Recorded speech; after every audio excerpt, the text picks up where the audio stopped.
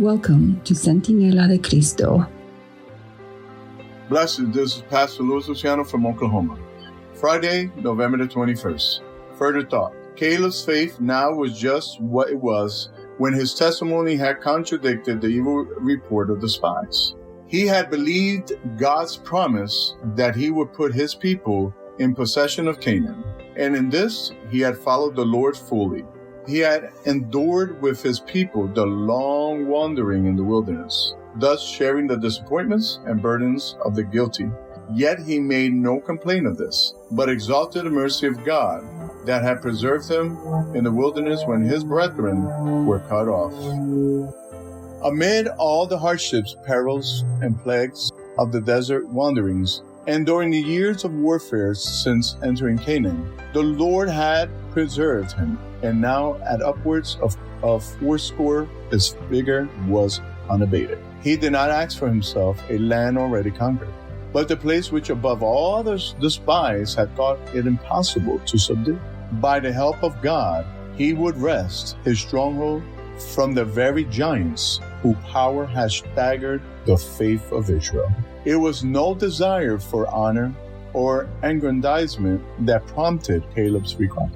The brave old warrior was desirous of giving to the people an example that would honor God, encourage the tribes fully to subdue the land which their fathers had deemed unconquered. Ellen G. White in the book Patriarchs and Prophets, page 512 and page 513. It was Caleb's faith in God that gave him courage, that kept him from the fear of man, and enabled him to stand boldly and unflinchingly in the defense of the right. The reliance on the same power, the mighty general of the armies of heaven, every true soldier of the cross may receive strength and courage to overcome the obstacles that seem insurmountable. Ellen G. White, The Adventist Review and Sabbath Herald, May 30th, 1912. Discussion questions. Number 1.